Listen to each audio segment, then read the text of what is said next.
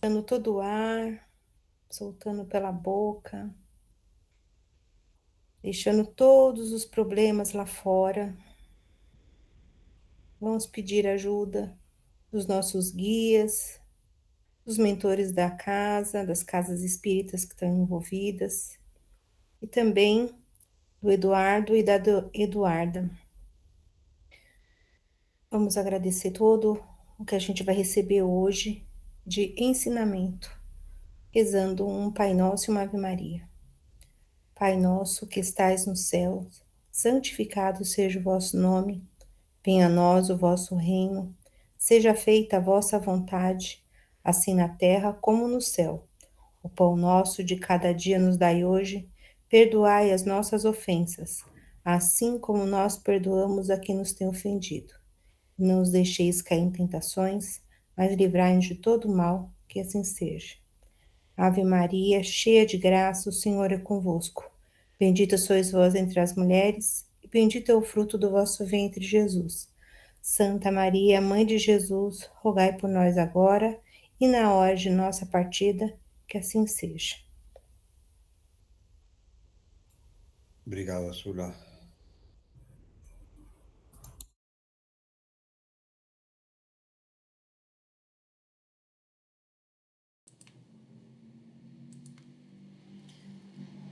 Boa noite todo mundo. Para quem eu não falei boa noite ainda, só vamos fazer um resuminho, Boa noite. né, da aula da semana passada. Então, nos capítulos anteriores de Nosso Lar, agora é dos mensageiros.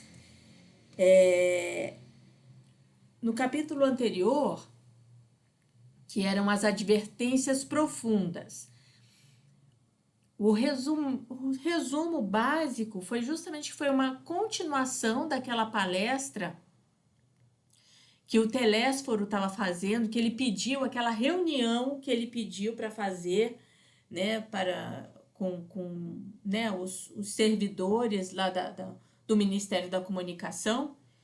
E essas advertências profundas que ele estava fazendo era justamente porque ali naquele meio, ali naquele local, a grande maioria das pessoas, a maioria, vamos colocar 100%, porque nosso lar também é uma antessala da encarnatória, vamos colocar assim, e todos eles que estavam ali, eles já tinham falhado em encarnações passadas.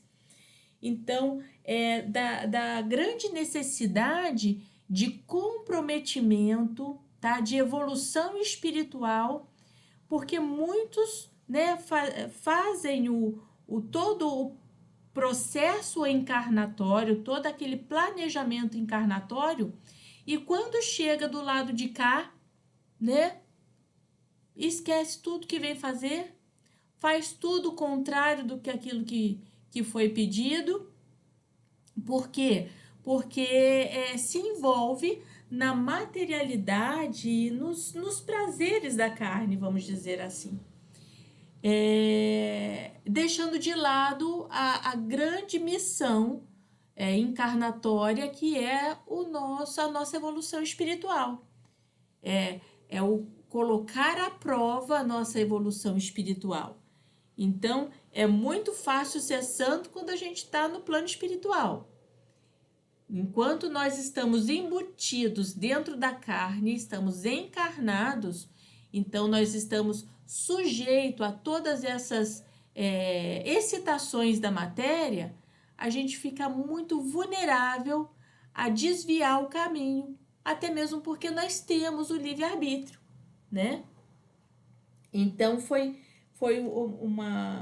as advertências para justamente a dedicação às causas espirituais, a se conectar com o plano espiritual, a preparar a nossa existência para retornar ao plano espiritual e, acima de tudo, para evoluirmos moralmente e com isso seguirmos a nossa jornada no plano espiritual.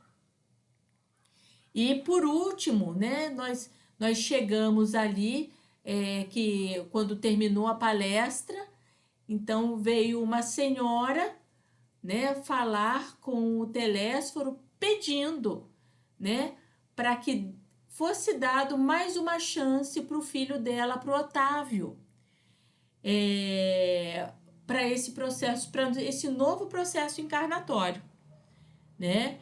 E aí o Telésforo chega e fala assim, olha, né, o Otávio, ele vai ter que entrar na fila de novo, porque ele perdeu uma grande oportunidade de resgate e de evolução moral. Então, agora, né, não sei se vai ser possível ele reencarnar tão prontamente, porque tem mais gente na fila, né, vamos dizer assim. E aí, então, hoje vai ser essa continuação, né, dessa história que terminou na semana passada.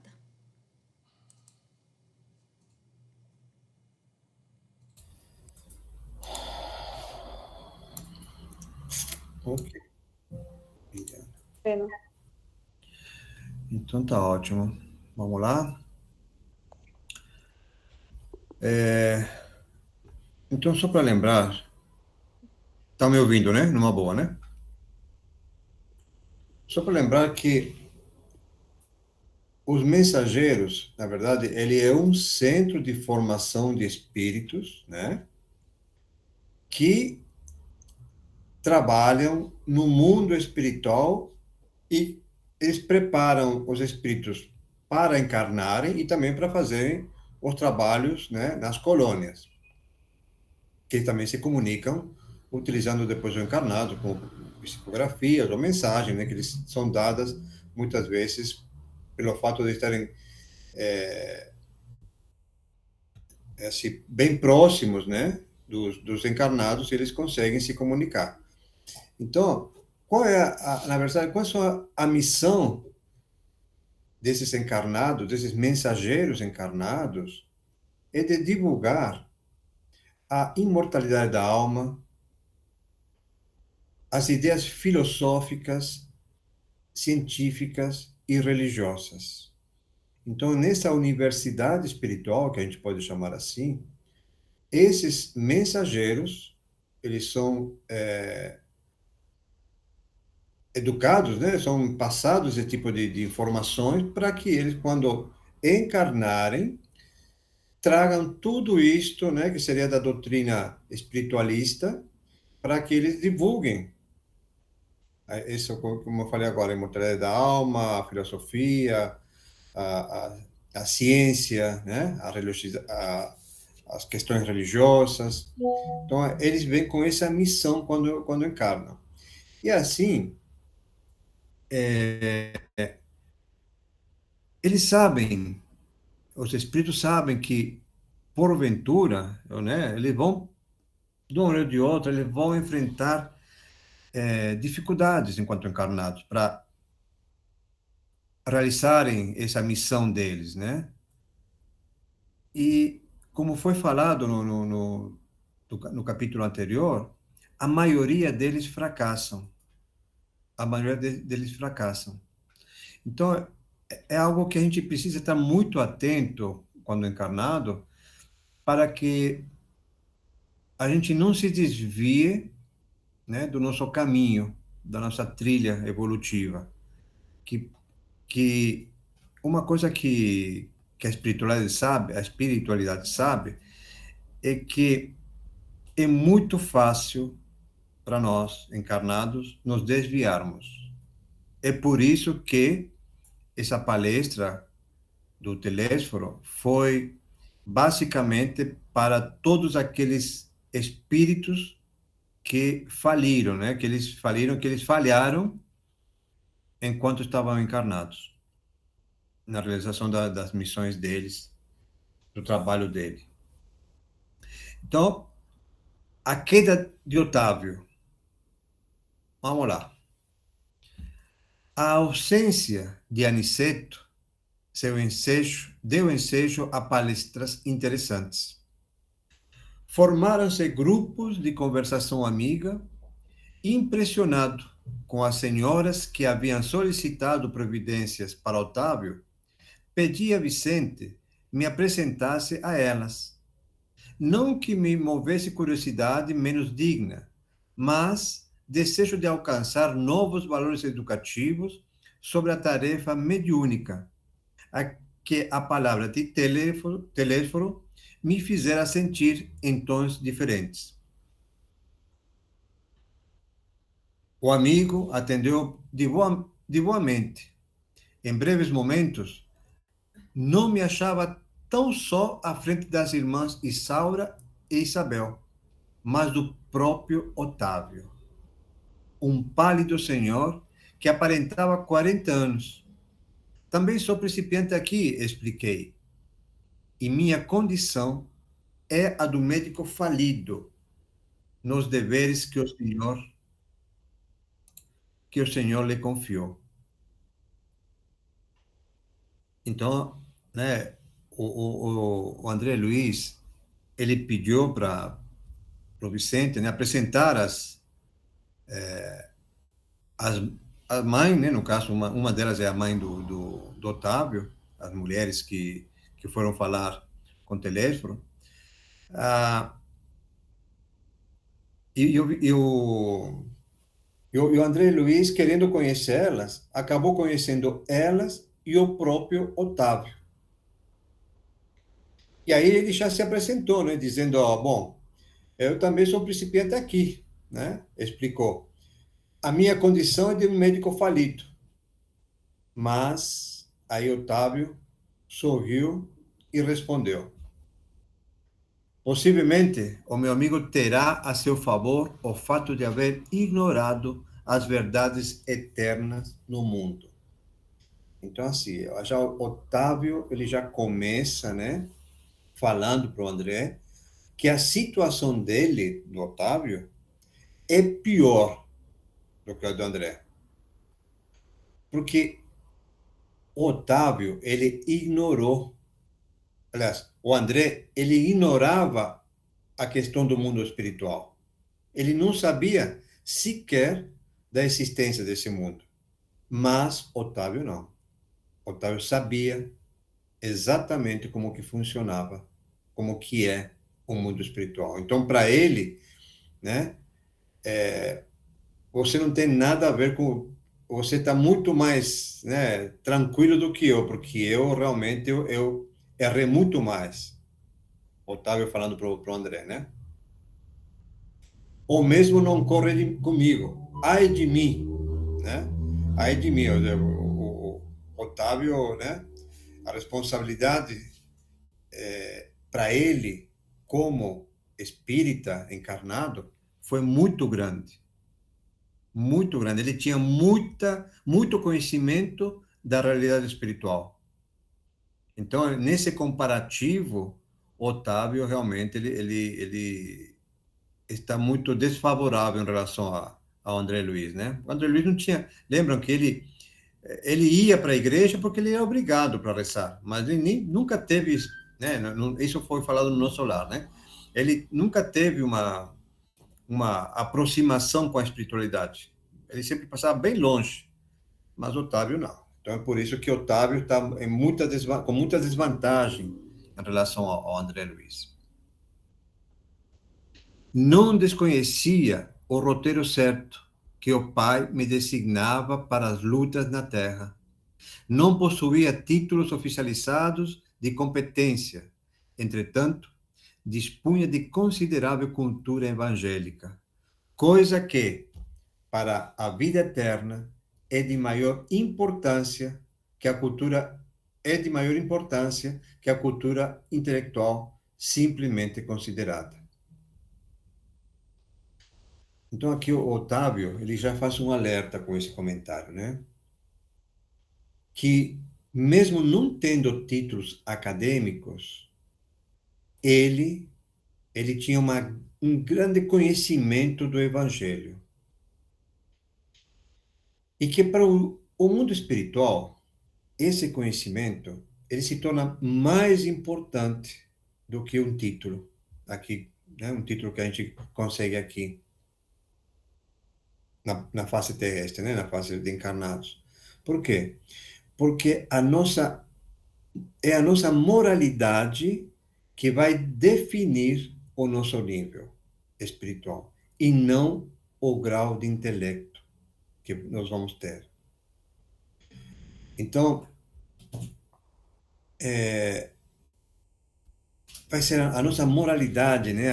A qualidade que vai gerar a qualidade dos nossos sentimentos, dos nossos comportamentos. São eles, né, que vão determinar a nossa posição espiritual. Então, a gente, logicamente que nós temos que estudar, nós temos que aprender, nós temos que, né, de uma maneira ou de outra, conhecer a cultura dos estudos, ela é importante, mas não vai ser ela que vai definir a nossa posição espiritual.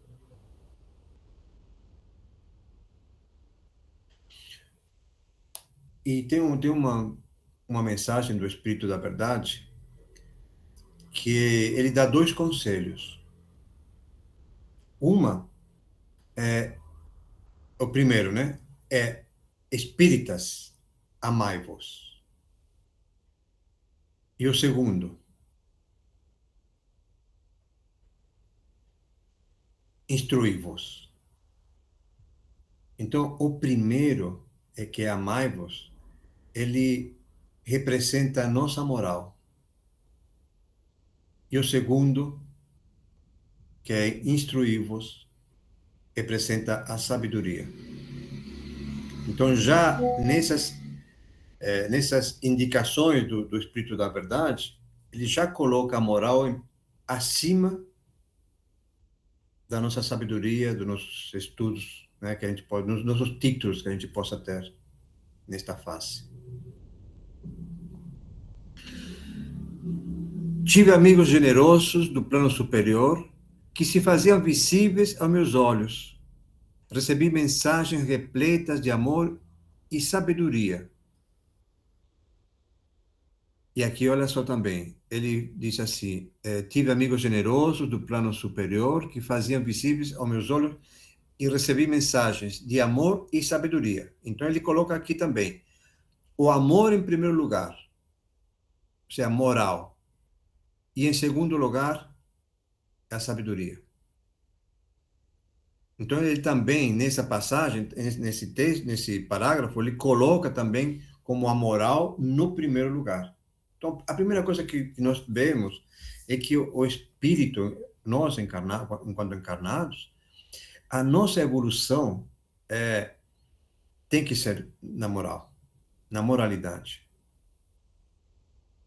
Logicamente que os estudos, eles vão ser um degrau para a gente chegar mais fácil, mas são os nossos comportamentos, os nossos pensamentos, atitudes que vão fazer a diferença enquanto encarnados da nossa evolução moral como espíritos.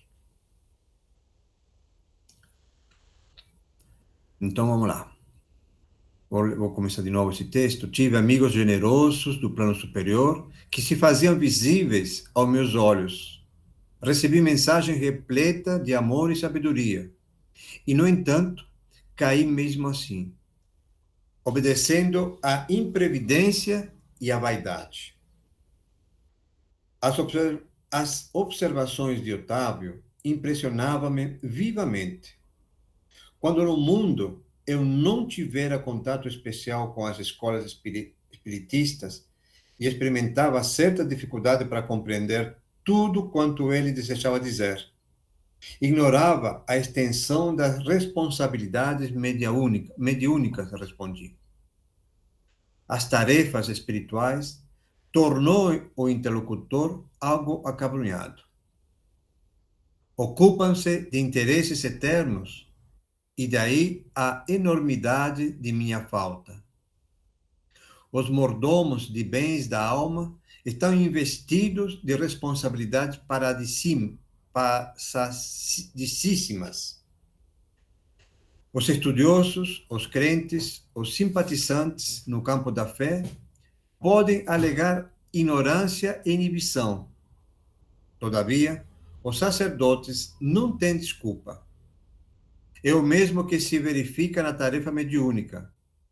Os aprendizes ou beneficiários nos tempos da Revolução Nova, da Revelação Nova, podem referir-se a determinados impedimentos, mas o missionário é obrigado a caminhar com um patrimônio de certezas tais que coisa alguma o exonera das culpas adquiridas. Então, aqui, na verdade, o Otávio está falando que quanto maior é o conhecimento espiritual, maior vai ser a responsabilidade do espírito. E eu sempre falo lá nas palestras, sempre não, né? Eu comento que muitas vezes a gente não quer se comprometer ou engajar num estudo espiritual, porque a doutrina, ela cobra de responsabilidade, ela tem o livre-arbítrio. Então, ela te cobra responsabilidades. A partir do momento que você começa a ter conhecimento de como funciona, você, se você não trilha o caminho, vai ser amanhã um outro Otávio da vida, né? Porque o conhecimento nós temos. Por que a gente, se está falando que é para ir para a direita, por que a gente entra à esquerda, né? Ou vai reto, passa direto? Então, esse livre-arbítrio é que, né, nós, como espíritas, somos cobrados. Porque nós temos o conhecimento, né? E aí, se a gente erra, erra sabendo, né?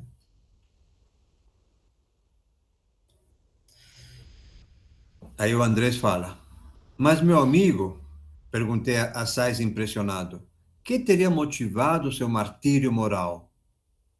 Noto-o tão consciente de si mesmo, tão superiormente informado sobre as leis da vida, que me custa acreditar-se encontre necessitado de novas experiências nesse capítulo.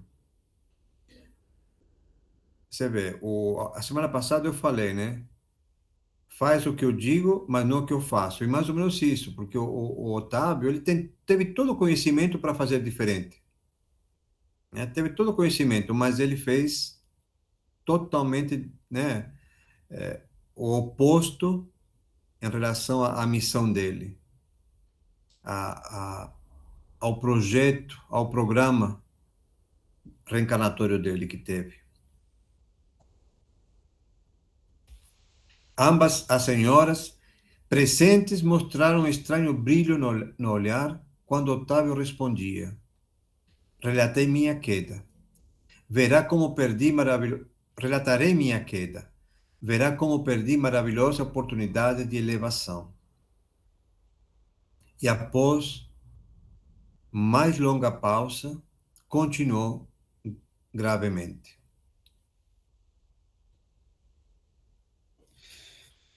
Então, agora que vai começar a história, né? Ele vai contar tudo o que aconteceu. Ele vai contar a queda que ele teve, né? Então, essa história do Otávio, eu acho que nós podemos aproveitar ela para aprender com o erro dele, né? Normalmente, nós temos duas maneiras de aprender.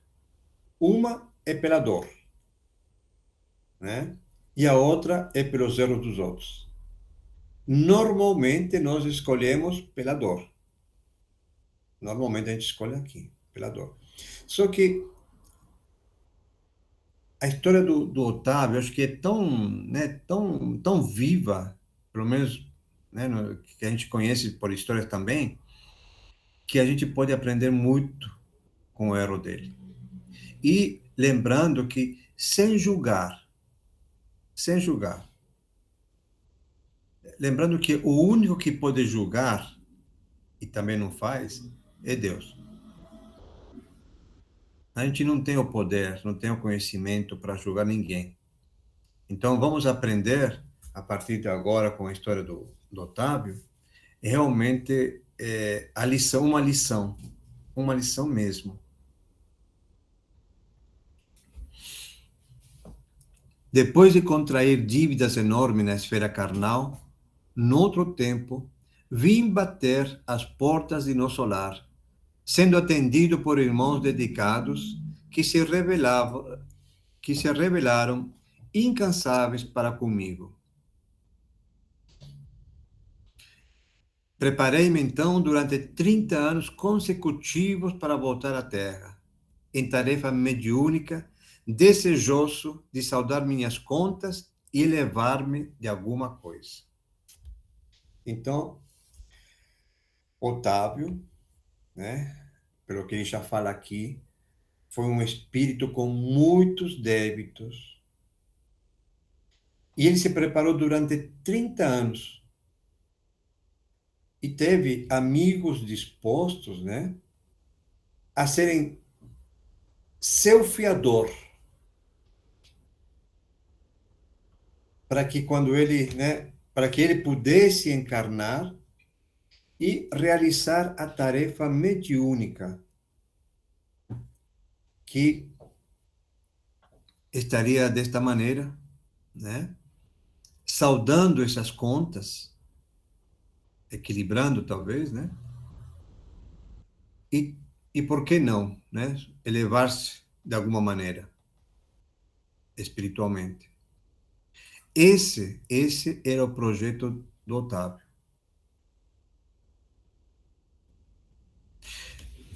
E por que não ser o nosso projeto, né?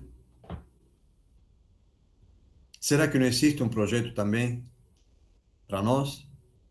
E será que a gente não se desvia em algum momento desse projeto? Algo que também já ouvi muito nos centros espíritas, né? Que quem mais deve são os próprios espíritas, né? Quem tem mais débitos são os próprios espíritas.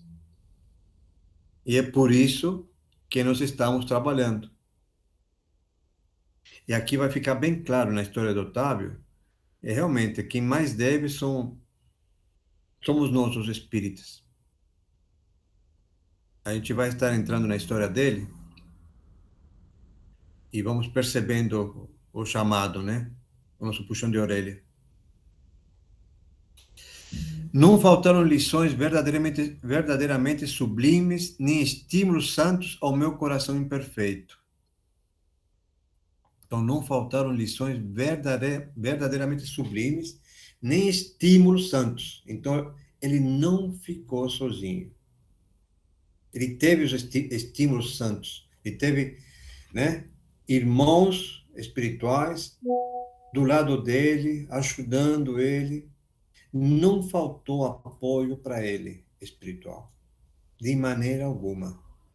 E ele, o interessante é que ele está tão consciente de tudo que aconteceu durante a encarnação dele, que ele percebe, né, que ele não ficou momento algum sozinho, ele teve apoio da espiritualidade, mas ele ainda assim ele sabe que fez o que fez, né? Os desvios que ele teve aí.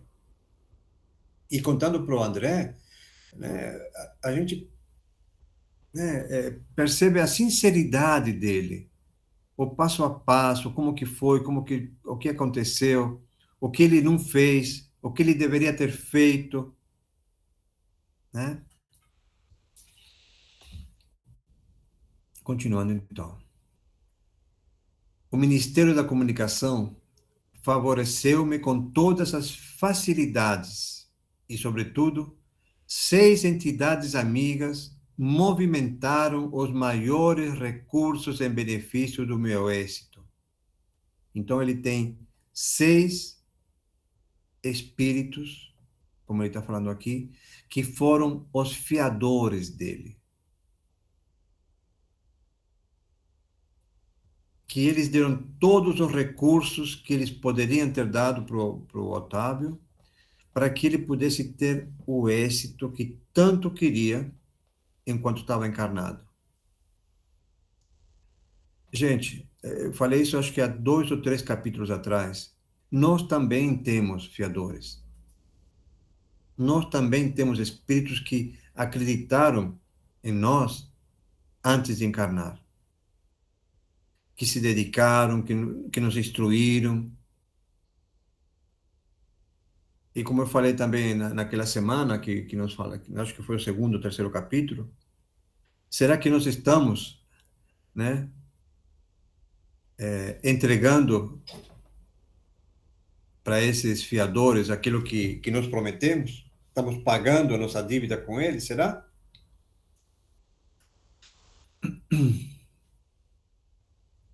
Técnicos do auxílio acompanharam-me à terra nas vésperas do meu renascimento, entregando-me um corpo físico rigorosamente sadio. Então, olha que imagem linda, né? Se a gente pudesse, né, visualizar isso. Na hora que ele está sendo, que ele vai encarnar, tem uma equipe de auxílio que acompanha ele até o momento, né? A gente sabe que acontece isso no momento da fecundação, para que ele realmente, né, venha com um corpo físico sadio, para que ele possa realmente encarnar e realizar a missão dele. O preparo, quantos movimentos espirituais teve para uma encarnação e ele poder realizar a missão dele. Segundo a magnanimidade dos seus benfeitores daqui, ser-me-ia concedido certo trabalho de relevo na esfera de consolação às criaturas. Permaneceria junto das falanges de colaboradores encarregados do Brasil, animando-lhes os esforços e atendendo a irmãos outros ignorantes, perturbados ou infelizes. O matrimônio não deveria entrar na linha da minha cogitação. Então, no programa espiritual dele, no programa de encarnação dele, ele não tinha a programação de um casamento na vida dele. Não que o casamento possa colidir com o exercício da mediunidade, mas porque meu caso particular assim o exigia. Então, uma coisa que ele está deixando bem claro é que não é o casamento, né? O casamento ele não vai influenciar no exercício mediúnico. Mas, no caso do Otávio, sim, iria influenciar. Ele tinha um resgate onde o não se casar iria ajudar ele. Como ele diz, né? Meu caso particular assim o exigia. E também aqui tem um alerta, né? Um alerta. Porque muitas vezes a gente quer imitar alguém em comportamentos, em atitudes, né? E é uma das coisas, um dos motivos que fazendo isto, eu estou falando de querer imitar alguém, nós vamos nos desviar da nossa programação espiritual. Porque cada um tem a sua particularidade, a sua individualidade de resgate.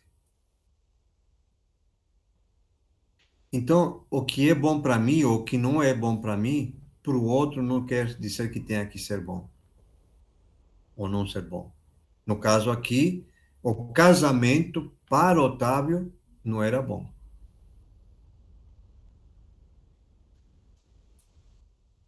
Então, cuidado com esse negócio de a gente querer imitar alguém, né?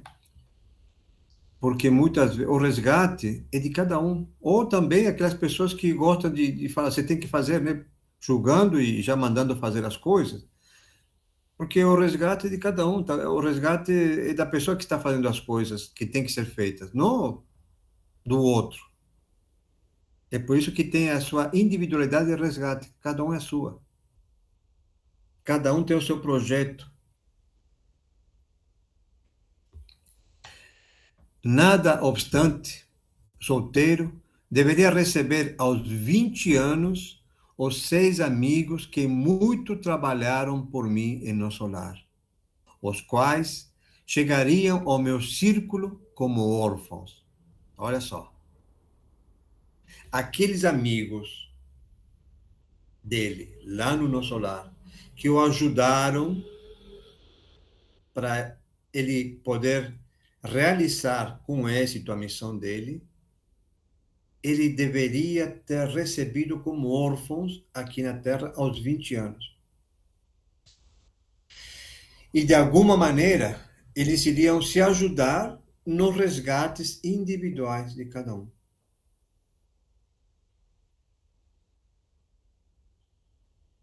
Mas meu débito para com essas entidades tornou-se muito grande. E a providência não só constituiria agradável resgate para mim, como também garantia de triunfo pelo serviço de assistência a elas, o que me preservaria o coração de leviandades e vacilações, porquanto o ganha-pão laborioso me compeliria a não aceder às sugestões inferiores nos domínios do sexo e das ambições incontidas. Então, pelo que ele está falando aqui também, podemos deduzir que em outras encarnações ele teve graves quedas na área da sexualidade e das posses materiais. E nesta encarnação, como Otávio, ele deveria ser muito disciplinado para não entrar novamente nesse eixo, né?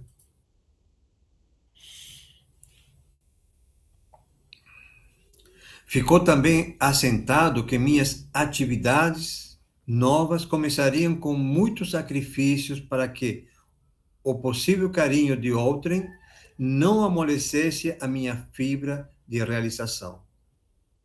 Então, a infância do Otávio seria de muito sacrifício. Para quê? Para que ele pudesse adquirir a resiliência necessária. Então, esse sacrifício durante a infância, na verdade, tem um propósito. E o propósito era fortalecê-lo, fortalecer as fibras morais dele. É por isso que ele não poderia estar reencarnando num círculo familiar de posses, por exemplo. Porque talvez aí, como ele disse aqui, não amolecessem a minha fibra de realização. Talvez amoleceriam essas fibras morais e ou enfraqueceriam.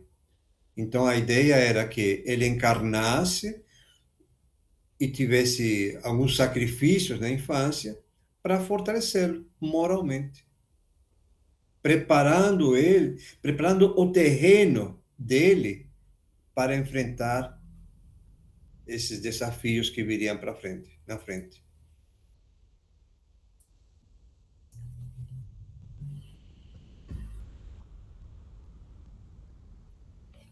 E para que se não escravizasse minha tarefa às situações caprichosas do mundo, distantes dos desígnios de Jesus, e, sobretudo, para que fosse mantida a impessoalidade do serviço. Mais tarde, então, com o correr dos anos de edificação, me enviaram de nosso lar socorros materiais, cada vez maiores, à medida que fosse testemunhando renúncias de mim mesmo. Então, olha olha como a espiritualidade ela trabalha, né? Na verdade, ela pensa em tudo. Porque depois que ele viria desenvolvendo as fibras, né? Que ele tivesse estabilizado o trabalho espiritual aqui na Terra, a colônia do nosso lar iria enviar ou direcionar oportunidades onde ele pudesse ter recursos materiais para poder também dar, encaminhar aqueles 6 órfãos, né? Ajudá-los também a se redimirem e tudo mais, a resgatarem os seus débitos, pagarem seus débitos, né? É, então, ele enviaria, né, o plano espiritual enviaria as oportunidades, né, materiais para que ele pudesse realmente, né, estar auxiliando tudo isso, todo esse trajeto de vida. E tudo isso realmente é a programação espiritual.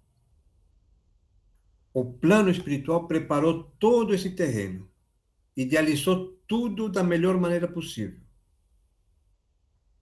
Então, é desta maneira que ele funciona. E muitas vezes nós acabamos reclamando, né, da nossa vida. Muito, muito. Mas tudo isso está programado. Tudo isso foi programado não só por nós, mas no conjunto, não só pela individualidade, é pelo conjunto espiritual. Então ele tinha tudo para dar certo. Porque aos 20 anos, quando ele se fortalecesse espiritualmente, que a espiritualidade percebesse que ele está encaminhado, que ele está desenvolvendo aqueles propósitos que ele tinha mantido, que ele tinha idealizado, eles estariam, né, auxiliando com recursos, não que ele estaria dando dinheiro, mas caminhos para que ele pudesse arrecadar e dar continuidade à vida, né, que ele teria que continuar com esses 6 órfãos.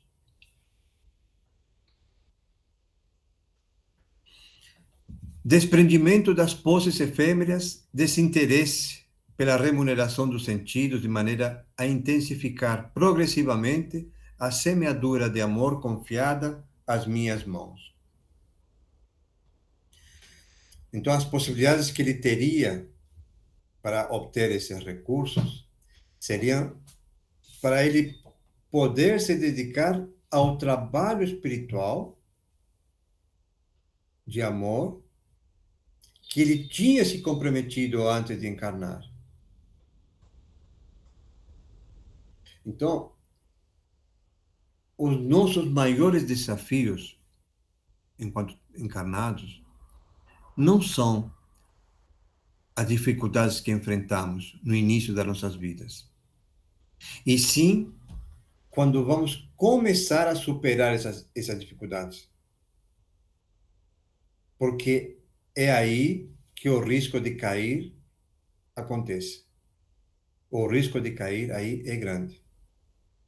Quando a gente começa a superar, que a gente se sente, né, o bonzão de tudo, eu consigo tudo, eu sou bom mesmo, é aí que a gente, né, se desconecta e caímos.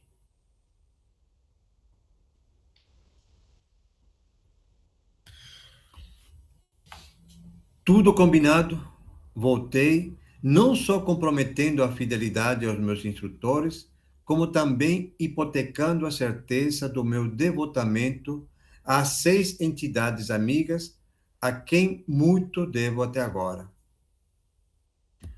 Otávio, nesse momento, fez. Só que eu perdi aqui. Otávio, nesse momento, fez uma pausa mais longa, suspirou profundamente e prosseguiu. Mas, ai de mim, que olvidei todos os compromissos. Os benfeitores de nosso lar localizaram-me ao lado de verdadeira serva de Jesus. Minha mãe era espírita cristã desde moça. Não obstante, as tendências materialistas de meu pai, que era, todavia, um homem de bem. Aos 13 anos, fiquei órfão de mãe, e aos 15, começaram para mim os primeiros chamados da esfera superior. Por essa ocasião, meu pai contraiu segundas núpcias, e apesar da bondade e cooperação que a madrasta me oferecia, eu me colocava num plano de falsa superioridade a respeito dela. Em vão, minha genitora endereçou do invisível apelos sagrados ao meu coração. Então, né, aos 13 anos, aos 15 anos, ele já estava tendo, né, os primeiros contatos com a esfera superior. E isso daí, de uma maneira ou de outra, como ele fala aqui, ele se colocava num plano de falsa superioridade a respeito da madrasta, no caso, né?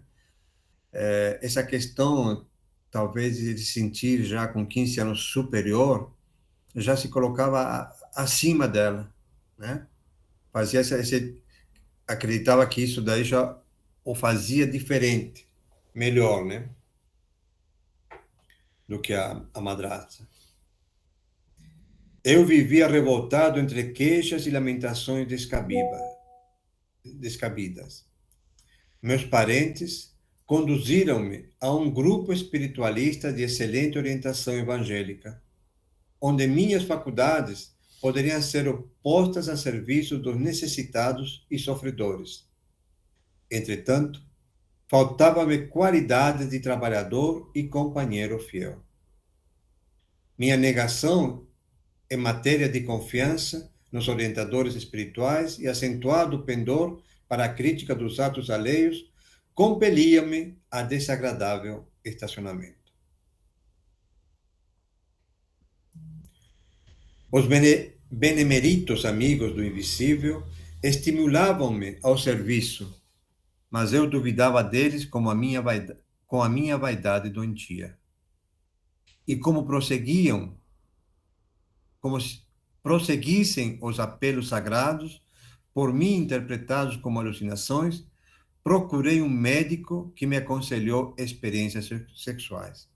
Então né, ele tinha tudo aquilo que ele estava percebendo do lado espiritual, que seria como uma corda, né? A corda, Otávio, ele simplesmente, a toda hora estava negando, né? Ele acreditava que aquilo lá era alucinações. Aí, quando foi ao médico, o médico falou: olha, você não tem nada, não. Você não tem nada, fica tranquilo. O que te falta aí são experiências sexuais. E iria resolver o problema dele. Então, também a falta né, de conhecimento dos médicos da época. Completar então 19 anos e entreguei-me desenfreadamente ao abuso de faculdades sublimes. Desejava conciliar a força, o prazer delituoso e o dever espiritual, aliando-me cada vez mais dos ensinos evangélicos que os amigos da esfera superior nos ministravam. Vai cair, Eduardo. Tá, vou desligar e abrir outro, então. Obrigado, Beth.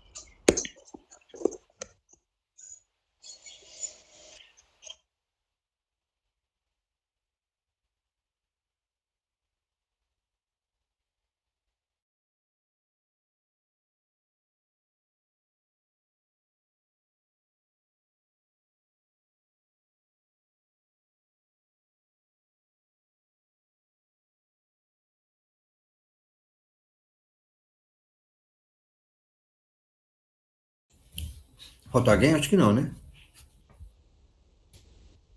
Eu não vi quanto tinha. Falta, tinha 20. Tinha 20? Ah, então tá. Eu não vi quanto tinha. Mas eu não sei quem tá faltando. Acho que é minha mãe. A mãe tá faltando. É. 19. Tem 17. Aquele que estava no carro, O Marcos. o Marcos, é isso. A Rose. Eu entrei agora também, Edu, tô voltando do trabalho. Tá, eu vi você, Adriana. Legal. Ah, então tá faltando mais, porque a Adriana não tá. O Marcos tá aqui. Rose. Sim, Rosemary tá aqui, não, né?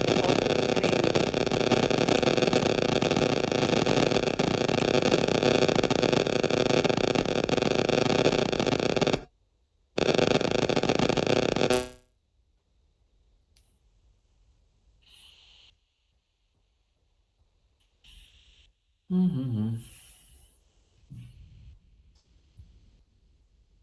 Então, vamos continuar um pouquinho. Falta pouca coisa para acabar já.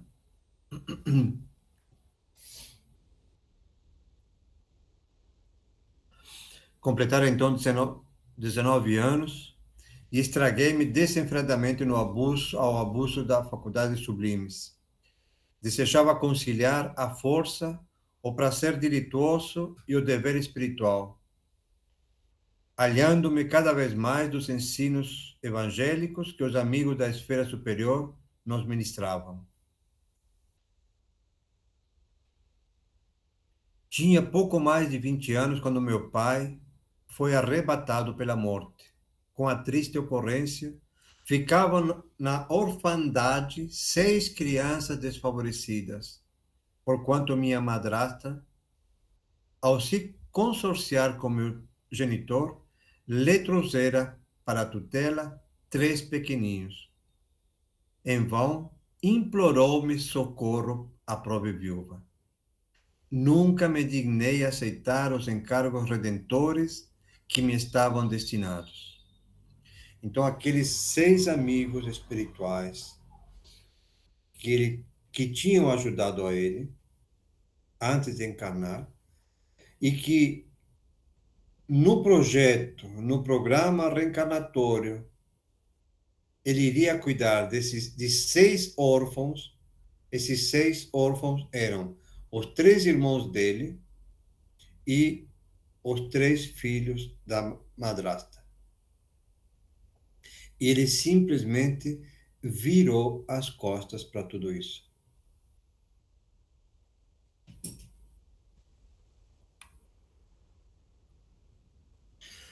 Após 2 anos de segunda viuvez, minha desventurada madrasta foi recolhida a um leprosário. Afastei-me então dos pequenos órfãos, tomados de horror, abandonei-os definitivamente, sem refletir que lançava meus credores generosos de nosso lar a destino incerto. Então, né, o que o Otávio fez, o que ele fez com os amigos espirituais, né? Essas 6 crianças, 6 espíritos, eles eram os credores espirituais dele. Ele tinha dívidas com eles, porque foram eles quem tinha ajudado no plano espiritual para que ele pudesse encarnar e cumprir o seu projeto. Esses 6 órfãos, as 6 crianças, faziam parte do projeto encarnatório dele. Então também podemos entender que não porque uma das coisas, não porque enquanto alguém está encarnado, né, e está em alguma situação desfavorável, como no caso desses órfãos, não quer dizer que quem está acima desses, né, no caso Otávio, que estava acima, se sentia acima dos irmãos, ou desses 6 órfãos, né, que ele seria um espírito mais evoluído. Neste caso, o espírito mais evoluído eram esses 6 órfãos. Então a gente muitas vezes olha para alguém, né, e pensamos que nós estamos em uma situação favorável, mais favorável espiritualmente. Na verdade, a gente quando olha, a gente olha mais no lado material ainda, né? A gente não olha como um espírito. Então é isso daí, uma das coisas que, né, que Otávio também imagina, ou está cuidando de crianças, não, simplesmente virou as costas para essas 6 crianças.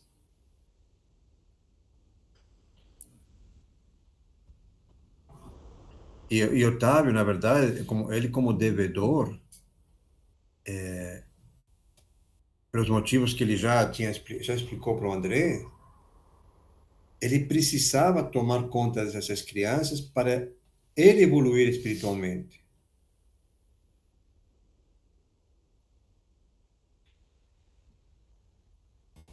Muitas vezes a gente ajuda, né? Não porque somos bons, é porque nós estamos devolvendo, nós estamos pagando.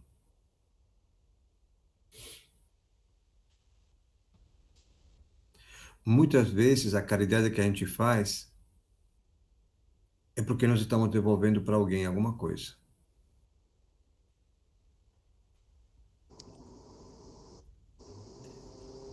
E quando nós estamos fazendo isto,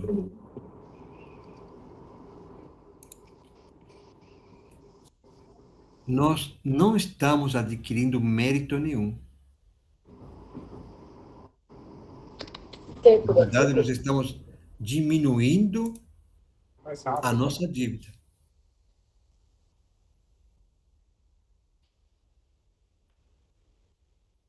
Então, a gente não pode se sentir merecedor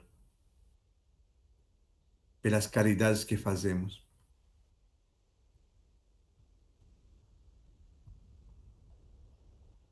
Porque ainda a gente não está adquirindo créditos. Nós estamos pagando dívida, mais nada.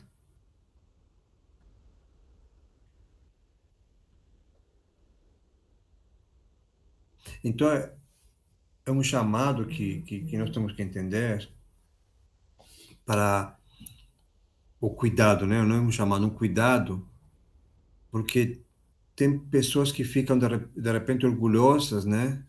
Satisfeitas de estar fazendo a caridade. Tem os médiuns, né? Que ficam se enobrecendo, né? Pelas ações deles, como médios, como trabalhadores. Tem os dirigentes, né? Que muitas vezes também o fato né, de estar muito próximo dos assistidos. Então, nós temos que ter cuidado, porque na maioria das vezes, nós médios, nós dirigentes, nós grupo que faz, né, que fazemos caridades, nós simplesmente estamos pagando o nosso cheque especial, as nossas dívidas. Nós entramos como encarnados com um cheque especial muito alto e estourado, né? Literalmente estourado. E à medida que a gente vai fazendo as ações, nós vamos, né, depositando crédito, crédito não, estamos depositando, cobrindo, de a pouco nós vamos cobrindo esse cheque especial. Então a gente não tem crédito nenhum ainda.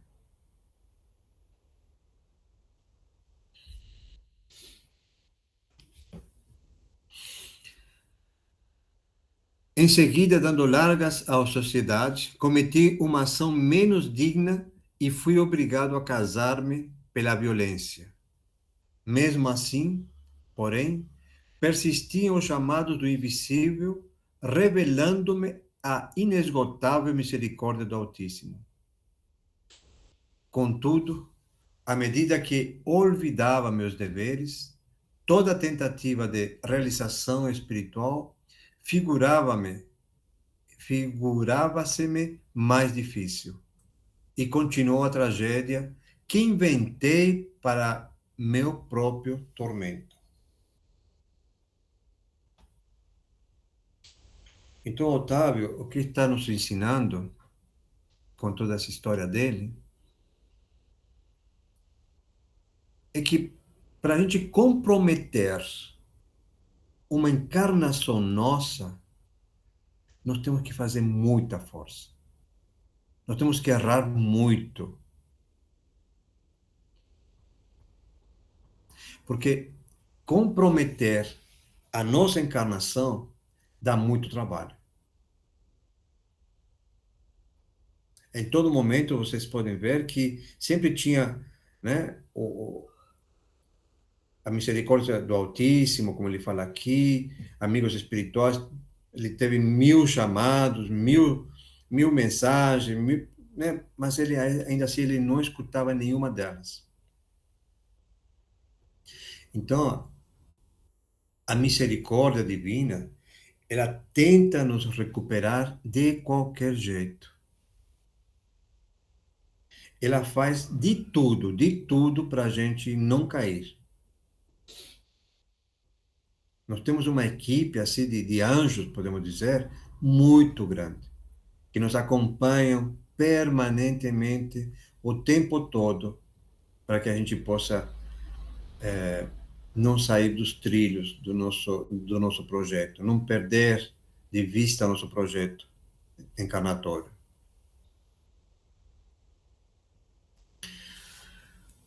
A esposa que me ligara tão somente por apetites inconfessáveis, o que são esses apetites, né? Na verdade, ele confirma também nessa frase que ele se casou só por atração sexual e por beleza da mulher.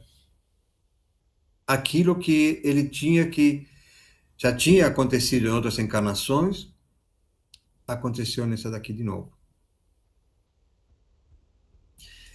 Era criatura muito inferior à minha condição espiritual e atraiu uma entidade monstruosa em ligação com ela, para tomar o papel de meu filho. Releguei às ruas 6 carinhosas crianças cuja convivência concorreria decisivamente para minha segurança moral. Mas a companheira e o filho, ao que me pareceu, encobriram-me da vingança. Encobriram-se da vingança. Atormentaram-me ambos até o fim da existência.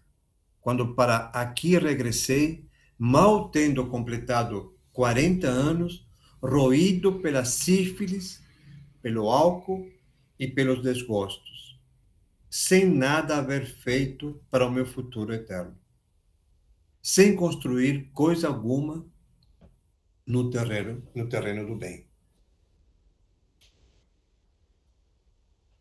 Então,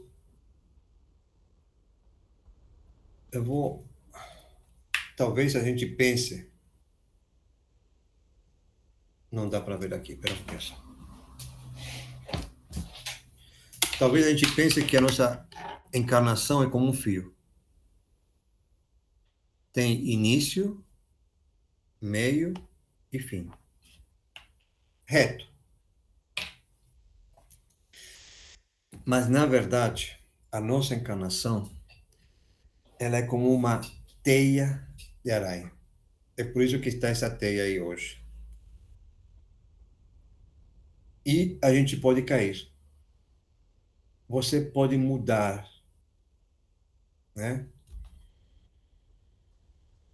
Eu já falei isso em um dos capítulos do André Luiz, né, do Nosso Lar, né?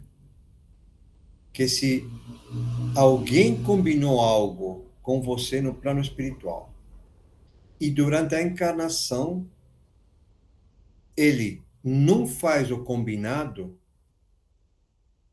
ele vai te obrigar, de uma maneira ou de outra, a você também mudar para continuar. Ele vai influenciar no teu caminho. Então, por isso que quando a gente vai encarnar, existe essa programação encarnatória. E essa encarnação, esse projeto, essa programação, ela é um agrupamento de espíritos. Qual é esse agrupamento de espíritos? São nossos pais, nossos avós, nossa família materna, nossa família paterna, irmãos, filhos, amigos, todas essas pessoas fazem parte dessa teia aí. Então, é por isso, né? É por isso que uma encarnação nossa, nossa que eu digo, né, na individualidade, é muito valiosa. Porque nós estamos envolvendo muita gente. E ainda assim, envolvendo muita gente, é por isso que é feita como a nossa encarnação como uma teia, porque a própria espiritualidade, ela está preparada para os nossos erros.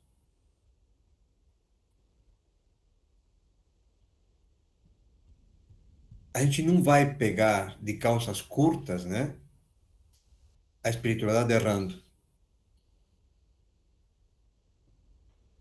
Que existem, é por isso que eles estão sempre atentos, né, para aquilo que a gente possa estar fazendo, para que possamos continuar. Mas se a gente faz, né, numa teia de aranha, você faz um desvio, se multiplica depois as outras, um monte de saídas você vai ter. A cada, a cada desvio que a gente tem, quantos pontos diferentes não se abrem para você continuar?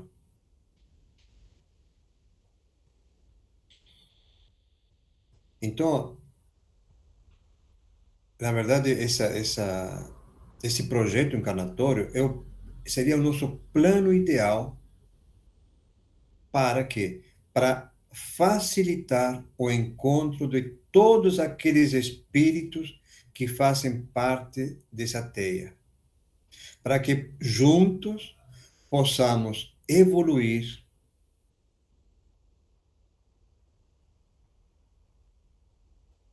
e nesta teia, né, também não só estão as coisas boas, né, os nossos amigos, nossos familiares, não, nessa teia também estão nossos inimigos, nossos adversários,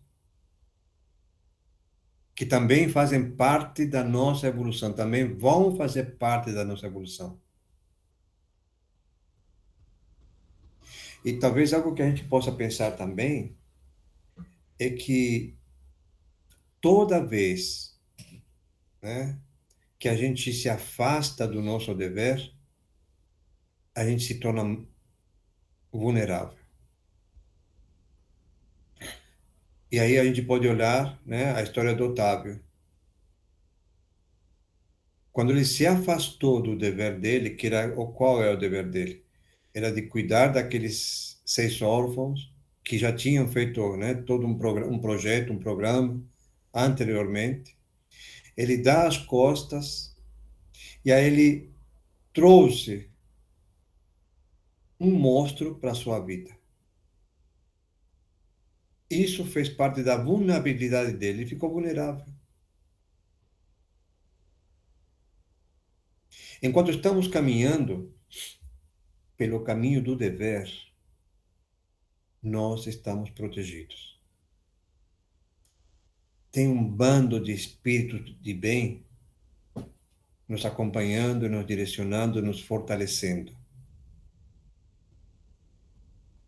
Você viu que, enquanto que ele estava, né, a programação dele era que à medida que ele, quando tivesse 20 anos, né, que à medida que ele tivesse se libertando, né, daquelas amarras dele como encarnado, né, todas aquelas questões que ele vinha a trabalhar, a espiritualidade estaria aqui, dando recursos para que ele pudesse olhar para a espiritualidade, né, trabalhar com a espiritualidade pelo bem e cuidar daqueles 6 órfãos.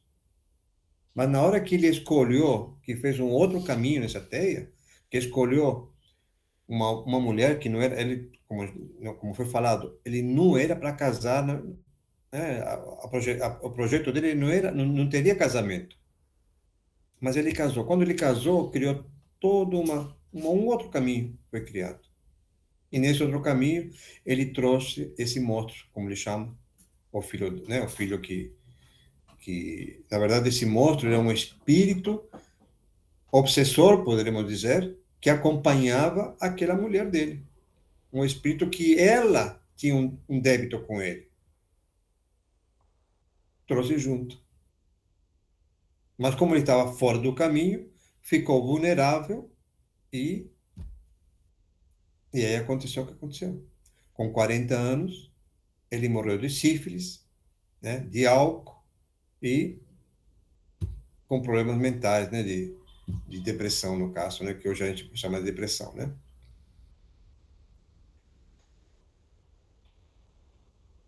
Então, quando ele se torna vulnerável, na verdade, a gente pode falar também que ele se tornou uma presa muito fácil na selva da vida.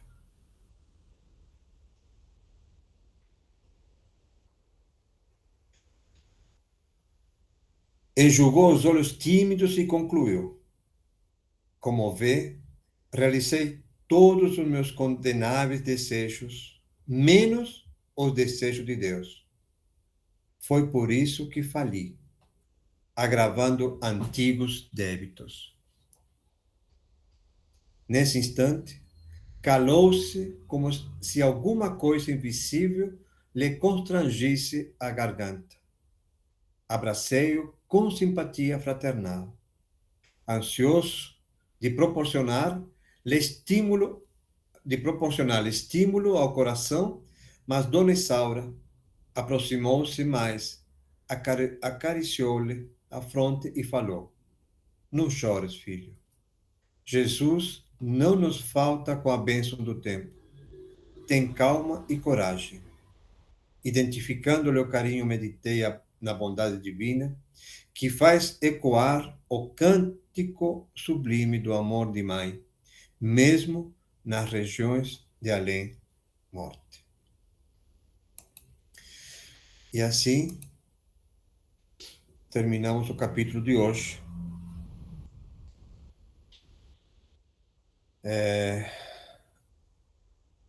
Você vai querer complementar?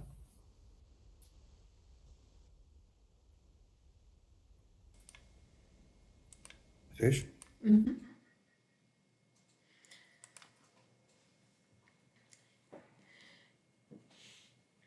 Como que reencarnar é difícil, né? O Otávio, ele passou 30 anos em nosso lar, se preparando para esse retorno à carne. E aí a gente começa a entender por que é importante reencarnar. Porque senão fica tudo no plano das ideias, de como seria se fosse, será que eu sou um ser evoluído, um ser espiritual, que eu estou conseguindo caminhar nessa minha evolução espiritual. E a encarnação, ela veio justamente para isso, para firmar a nossa moralidade diante do plano espiritual. Então, por isso a necessidade da encarnação. Ele era um ser de luz, um ser evoluído em nosso lar. Ele passou 30 anos se preparando para essa encarnação, mas ele tinha muitos débitos ainda. Tinha tudo para dar certo, tudo para dar certo.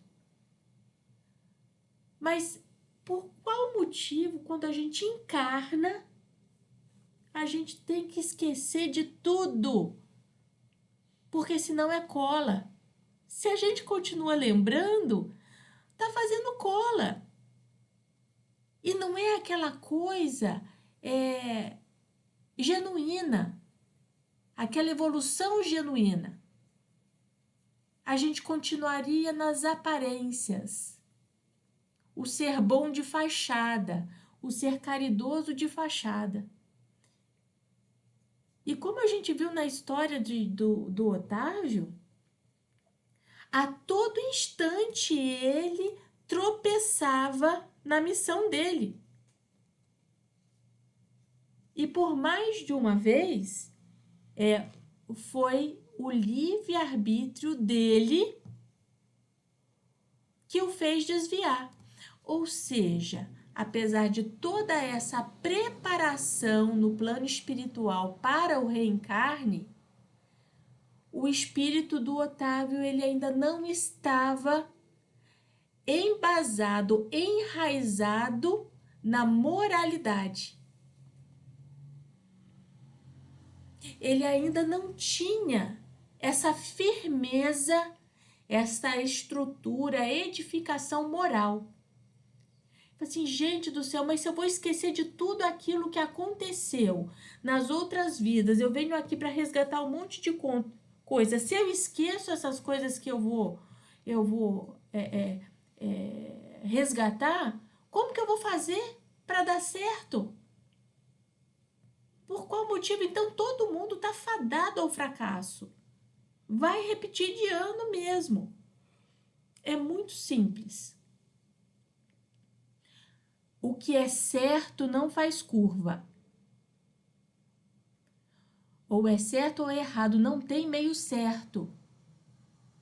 Se a gente se embasa naquilo que é correto, naquilo que está dentro das leis divinas, não tem como eu me desviar. Porém, a gente envolto na carne, na materialidade, no desejo, nas benesses da vida material. Então a gente fala assim, mas se eu fizer só meio pecado, tá tudo bem, dá errado não. Dá. O Otávio, coitado, ele tava com a faca e com o queijo na mão. Ele veio diante de uma família que ali estariam os benfeitores dele no plano espiritual, para ajudá-lo na encarnação. Com 13 anos, começou a ter os princípios, os primeiros passos na mediunidade. Ele era um médium ostensivo. E aí, com essa mediunidade ostensiva, ele não sabendo do que se tratava, ele não sabendo como lidar, fazer aquele manejo, ele começou a se sentir superior às outras pessoas. Ou seja, não tinha um embasamento de fé. Ele tinha superpoderes. E mal sabe ele, mal sabia não, ele sabia, mas não sabia, que aqueles superpoderes pelo qual ele encarnou era justamente o liame, o fato, a exatidão de que ele era um espírito que precisava de muitos resgates. Como a gente sempre escuta, aqueles médiuns mais ostensivos são aqueles que mais resgates têm a fazer. A gente sempre escuta isso. Então não são superpoderes. Vamos esquecer esse negócio de superpoderes. O que é certo, o que é dentro da moral, não faz curva. É o fazer o bem sem olhar a quem. E ainda mais sendo alguém de minha família. Porque ele deixou 3 irmãos de sangue, mais 3 irmãos adotivos à deriva nessa encarnação.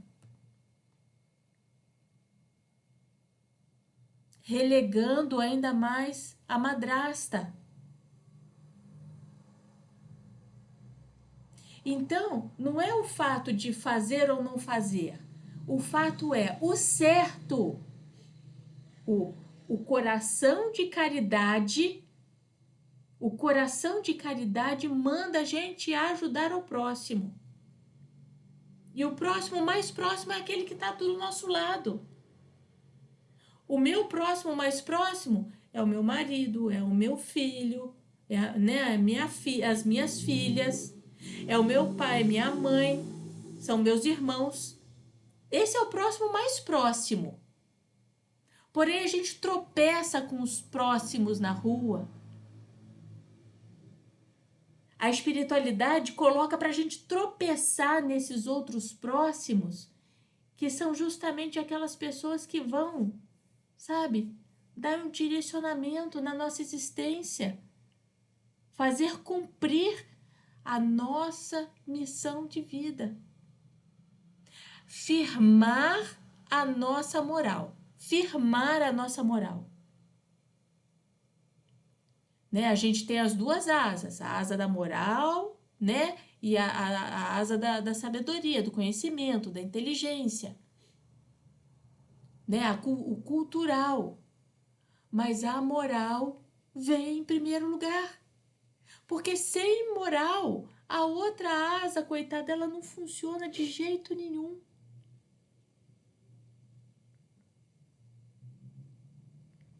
Então, é basear, sabe, nas leis divinas. Porque se a gente caminha dentro das leis divinas, se a gente se propõe a fazer a mudança de roupa, se tornar o homem de bem, deixar o homem velho para trás, se imbuir das vestes do homem novo, caminhar na doutrina, sabe, seguir o evangelho, não tem como a gente sair do eixo. Só que isso é a coisa mais difícil que tem para fazer. Mas não justifica a gente não fazer. Não justifica.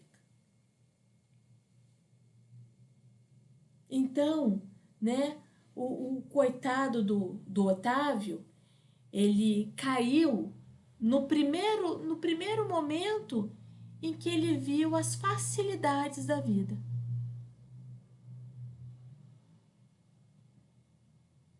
Ele tropeçou e caiu naquilo que é o caminho mais fácil. Porque o caminho certo é o da porta estreita.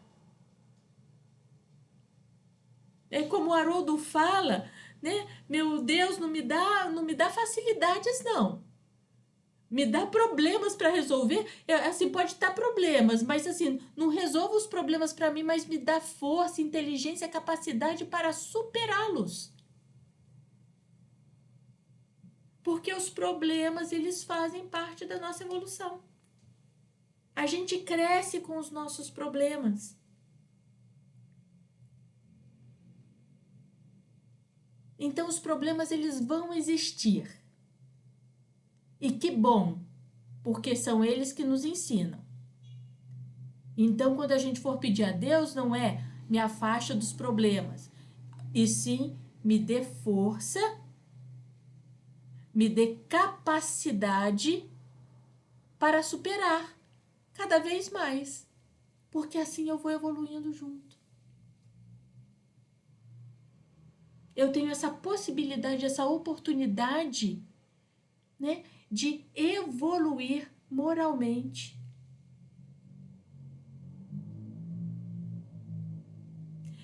Então, olha só, a gente está no 7º capítulo, tá? A gente já tá dando para ver que, assim, nosso lar foi um gibizinho da Turma da Mônica, né? Porque agora sim, a cada capítulo é uma bordoada atrás da outra, é vestir mesmo a carapuça, é fazer a gente pensar a semana inteira sobre o que a gente vai lendo, vai entendendo, vai estudando. E que bom que a gente tem essa possibilidade, né, de discutir e é conversar, de aprender juntos isso daí. Para que a gente firme na nossa doutrina, no nosso conhecimento, na nossa moral.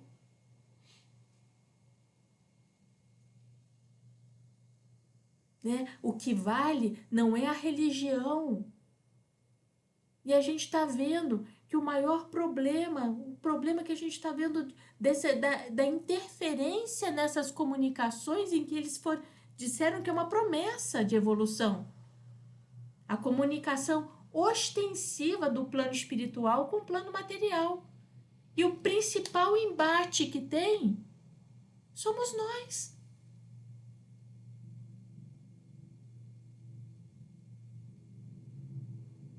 O maior problema somos nós.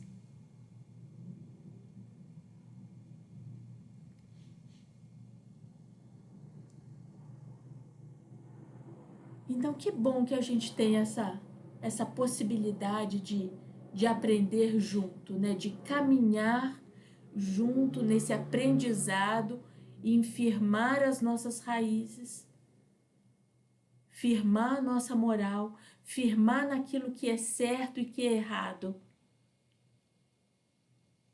Porque não existe meio termo, sabe? Resposta meio certa. Meio certa não existe. A gente vai ter que voltar para fazer um certo inteiro. Para a gente fazer um certo correto. Para sermos pessoas de bem. Essa é a nossa missão, viu? Pode falar, Eliana. Oi, eu só queria esclarecer uma dúvida que me surgiu do seguinte: se ele tivesse concluído parte do seu propósito, ele teria desencarnado da forma que desencarnou, ou a forma do desencarne dele foi uma consequência de ele não ter cumprido o propósito daquela encarnação? Eliana, Eliana, a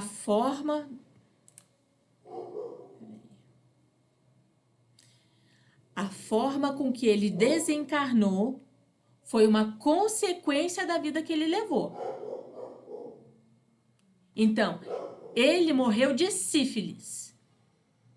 Então, foi um desregramento sexual. Ele se entregou à vida mundana dele. Para começar, não era nem para ele ter casado. Então, se ele não tivesse casado, né? Se ele não tivesse se entregado, né, à vida sexual, bom, ele não teria pego sífilis. Já começa daí. Então, realmente, ele morreu desamparado, ele morreu sifilítico, alcoólatra, depressivo, por consequência das escolhas que ele fez na vida. Então, a isso também. Tudo isso são consequências das nossas escolhas. O livre-arbítrio, às vezes eu acho que a gente não devia ter, que assim não teria erro. Como eu falo, eu sou bem obediente, né? Eu faço o que eu tenho que falar, não me manda escolher não, né? Me manda fazer que eu faço direitinho, não me manda escolher não, que às vezes o livre-arbítrio assim, e agora? Você tá aí né? Vai para a esquerda ou vai para a direita? A escolha é sua, né? Respondido, Eliana?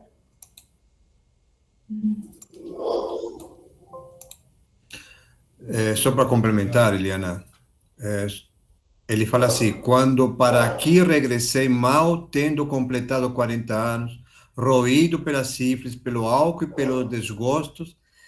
Aí ele fala assim: sem nada haver feito para o meu futuro eterno. Então ele se desviou totalmente, por isso que ele desencarnou desse jeito. E termina assim: sem construir coisa alguma no terreno do bem. Ele fez tudo errado. É por isso que, se ele não tivesse casado, ele teria ficado com aqueles 6, o compromisso que ele teria com aquelas 6 crianças mudariam totalmente a cabeça dele. Ele tinha mais o que fazer, Exato. né? Tinha trabalho para fazer, ou 6 crianças para cuidar. Não dá E tempo de agora, ficar cuidando. posso falar? Sim. Assim, eu pensei, imagina até hoje, que quando nós encarnamos, já vem tudo predestinado, o como vamos desencarnar, essa coisa toda. Eu achei que já era programado, tá?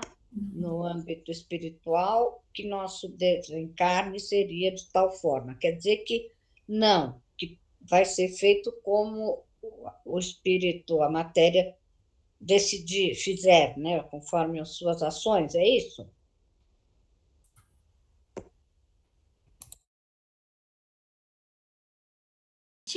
Existe essa programação reencarnatória. Isso existe.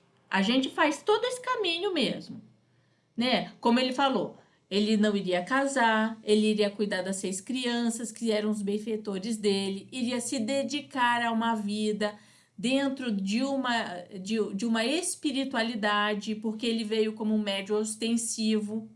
Ele iria, falou ali, né, que ele iria ajudar na grande evolução espiritual do Brasil, nessa parte espiritualista. Então,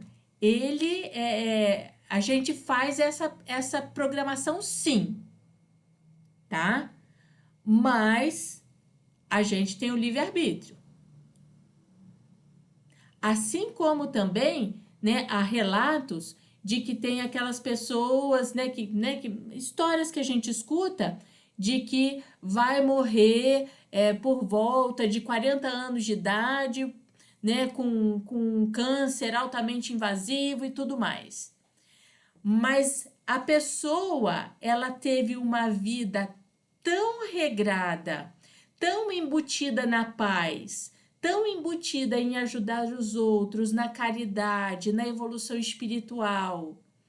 Ela agregou e movimentou tanta coisa boa ao seu redor, que daí esse fato de morrer aos 40 anos de idade com câncer fez somente ela perder um dedo. Entendeu? Então, como ele falou, vai passar necessidade, ele iria passar por necessidade financeira. Iria. Porém, o plano espiritual iria enviar recursos para que ele pudesse passar de uma forma melhor e ajudar aqueles espíritos que estavam junto com ele.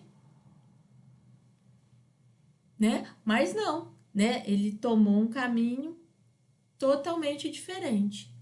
Então, nós temos sim esse planejamento reencarnatório, tá? A gente faz um script. Agora, se as filmagens vão ser do mesmo jeito, vai depender da gente.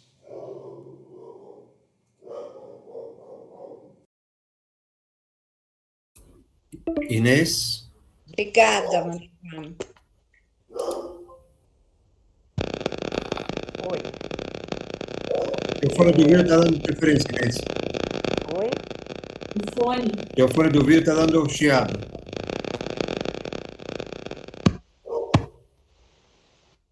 Melhorou. Melhorou? Sim, sim, agora sim. Tá. Eu entendi que isso aí, quer dizer, o livro Os Mensageiros, a cada capítulo a gente está tendo como se fosse um novo capítulo, né? Sobre uma nova situação. Uhum.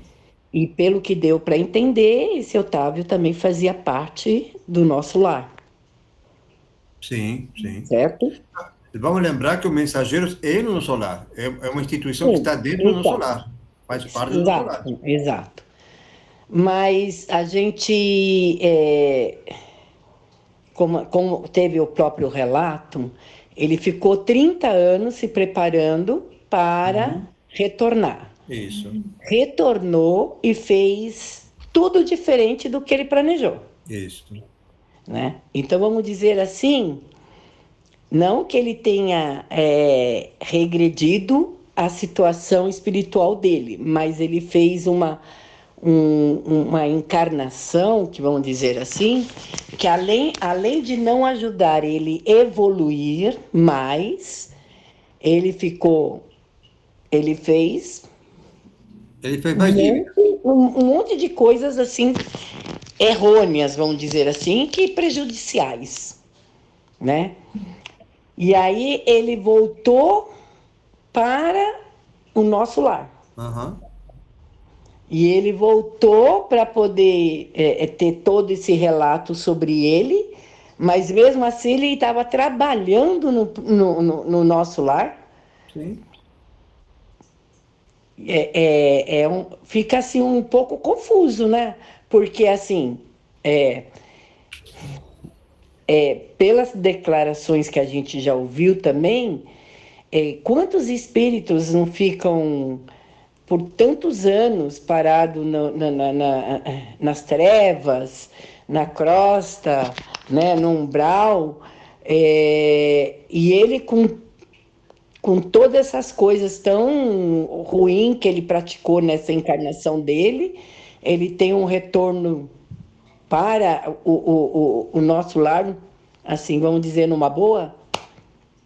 Então vamos lá, Inês. Eduardo vai falar daqui a pouquinho, mas vamos lembrar que como que começa o capítulo, esse capítulo? Ele começa falando para o André Luiz: André, você está salvo porque você não entende nada de espiritualidade. Agora eu não. Eu entendo Entendi. tudo. E eu Sim. fiz tudo errado. Então ele sabe Uhum. muito bem como tudo funciona. Uhum. Então, quando não é uma coisa que ele era, né, ignorante nessa questão. Não, ele entende perfeitamente. Ele sabe onde ele errou, né?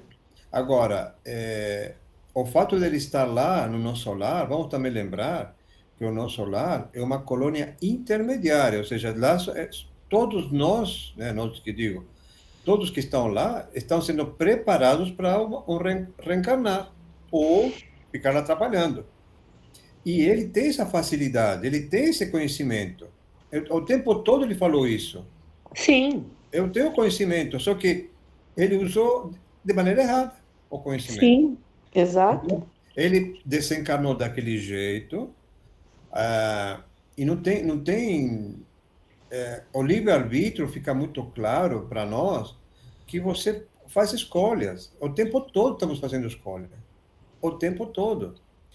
E aí talvez a gente fica pensando, tá, mas como que eu vou saber o que eu devo fazer então? Né? Como que eu vou saber se estou errando ou estou acertando?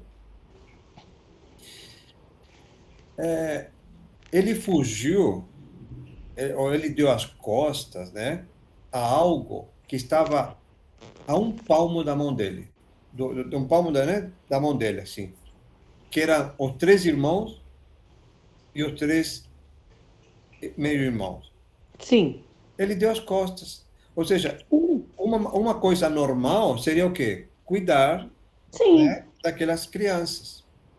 O irmão maior, né, tomar conta das crianças. E ele simplesmente, ele totalmente se desviou. O desvio começou aí dele. Sim, E eu aí já entendi. começou a fazer tudo errado. E o tudo errado é o seguinte, vamos lembrar que, como ele falou também, que em outras encarnações ele já teve os mesmos comportamentos sexuais, Sim. desvios sexuais, materiais. Uhum. Então, fica muito mais fácil também ele se pedernir, né? Se desviar do negócio. Fica mais fácil. Porém, ele tinha o tempo todo, quando ele estava sendo encorajado, ele estava sendo preparado, ele tinha esses 6 irmãos espirituais, né? Sim, como auxiliares dele. E vamos Sim, lembrar, gente, vamos lembrar que mesmo um espírito elevado, ele sabe que ele pode errar. No penúltimo capítulo do Nosso Lar, nosso lar. no penúltimo capítulo, a mãe, né, a dona Laura, ela pede para todos Pra... Uhum. orarem por ela, porque ela sabe, mesmo como um ser de luz, ela sabe as dificuldades que vai enfrentar enquanto encarnada e que poderá desviar dos planos dela. Sim, Então, não é não é um ser na escuridão, não, ele tem conhecimento. E tanto é que ele fala isso o tempo todo, né? Agora, ele volta para o solar porque ele é um filho, ele trabalhou, ele tem a mãe dele, né? Assim como o André Luiz teve a mãe dele que tanto puxou ele para, né, para ir para o nosso lar, os cuidados que pedia para ele ter. Então as coisas foram, né? Eu acho assim, a espiritualidade ela não erra, tá? Isso daí isso não acontece, ela não erra. Ela não erra. Pode falar.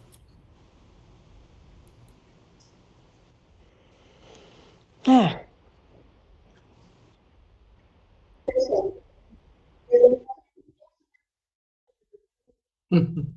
Não, eu acho. É.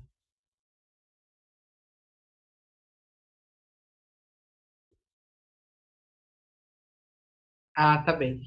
Não, eu acho que o Inês então é pegou aí que vai responder o que eu tô, a minha dúvida, né? exatamente. Eu acho que o Inês ficou na dúvida. Eu estava aqui refletindo 30 anos no nosso lar, tendo conhecimento do que tem que ser feito. Aí ele desce e não faz, né? E piora a E situação. faz toda essa besteira. E a própria vibração dele vem com essa pessoa, né? Que ele casa, que já tinha essa questão de obsessão e tal, isso aqui. Então, acho que o que a Inês falou, acho que é uma dúvida que talvez todos tenham também, né? Pô, mas o cara tinha toda essa evolução, né? Ele sabia, veio, escorregou de novo, pelo que passa, pelos mesmos problemas, né? E aí ele chega no nosso lar, novamente, como se nada, né? Nada tivesse acontecido. Nada tivesse acontecido, mas eu acho que não é isso, né? Aí se fala, e que a gente tem que pensar, é do amor maior, né, de Deus. Da abertura que se dá até para uma pessoa que deveria ter uma tomada de consciência, intelectualidade moral, e essa pessoa, embora tivesse esse conhecimento, ela declina para o bem. E uma outra coisa que chamou atenção para mim nesse capítulo é que é muito mais fácil você fazer o bem do que fazer o mal. Muito mais fácil. A espiritualidade amiga está do nosso lado todo o tempo. É que a gente tem que saber ouvir também, né? E é aquela velha história, né, Inês? Muito será dado para quem muito foi dado. Muito será cobrado para quem muito foi dado, né? Sim. A gente sabe, gente, já cansou de ver exemplos aí na mídia e coisa e tal. Mas acho Uhum. que a sua dúvida é mais ou menos isso, e a Eduarda respondeu já, porque é o comecinho, né, Eduardo, da vida dele. Vem coisa por aí. Sim. Vamos lá. Vamos ver os próximos capítulos.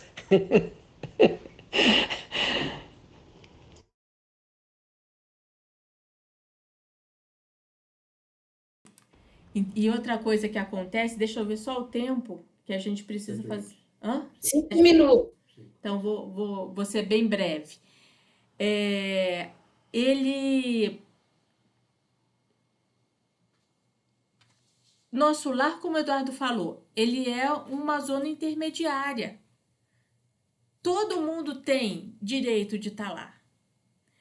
Vamos lembrar que o que nos faz manter no umbral é o não conhecimento de Deus, a não aproximação com Deus. É a nossa prisão intelectual. É a nossa prisão mental. Então, esse é o padrão vibratório. Então, a partir do momento em que eu reconheço os meus erros, eu me perdoo, eu peço perdão a Deus, vamos colocar, André Luiz foi para nosso lar, ele ficou internado não sei quantos tempos lá no hospital. Depois que ele recebeu alta do hospital, ele foi passar, agora ele está fazendo turismo pelos ministérios. Mas ele chegou ali adoentado também. Então, não é só porque faz maldade, a gente não tem aquela mulher que não tinha bônus hora nenhum, a vida inteira, não fez nada em nosso lar. Quando ela foi reivindicar que queria ajudar a ser mentora dos filhos dela na Terra, mentora obsessora dos filhos dela na Terra, né? Então, não tem problema aí para nosso lar. Ali é uma escola também. Né? E o que a mãe foi pedir? Dá mais uma chance para ele. Dá mais uma chance para ele reencarnar de novo. Né? Então, é isso que está clamando. Mas olha só, a gente vai escutar muito mais sobre o Otávio nesse caminho, nesse percurso do livro. E é uma história maravilhosa. É uma história maravilhosa. O retorno dele para nosso lar. Então, cenas dos próximos capítulos. Faz o encerramento, né? Sim. Não. Então, vamos lá. Posso falar um pouquinho, só uma dúvida rápida? 3 minutos, Liana, não a dá. gente não tem tempo, desculpa. Não dá. É assim, eu não fiz o curso primeiro do nosso lar. Tem algum problema com esse? Vai me dar alguma... Vai ser difícil? Não. Esse agora? Não Tá, tem. era só isso. Obrigada. Então, vamos fechar os nossos olhos, respirar lenta e profundamente e agradecer aos nossos amigos espirituais que tiveram conosco na noite de hoje, enchendo o nosso coração, levantando os questionamentos, que são esses questionamentos que vão nos fortalecer na nossa caminhada diária. Vamos agradecer ao Pai por mais esse presente da vida, por mais essa oportunidade em que possamos escolher e direcionar a nossa vida. E dessa maneira, pedimos permissão ao plano espiritual para terminarmos os trabalhos do dia de hoje com a oração da Ave Maria, que hoje é dia de Nossa Senhora, de todas as Nossas Senhoras, para que elas nos cubra com o seu manto de amor e de proteção, e o Pai Nosso. Ave Maria, cheia de graça, o Senhor é convosco. Bendita sois vós entre as mulheres, bendito é o fruto do vosso ventre, Jesus. Santa Maria, Mãe de Jesus, roga por nós, os pecadores, agora e na hora de nossa partida. Que assim seja. Pai nosso que estais nos céus, santificado seja o vosso nome. Venha a nós o vosso reino, seja feita a vossa vontade, assim na terra como no céu. O pão nosso de cada dia nos dai hoje, perdoai as nossas ofensas, assim como nós perdoamos a quem nos tem ofendido. Não nos deixeis cair em tentações, mas livrai-nos do mal. Que assim seja, graças a Deus. Mas terminamos, mas encerramos.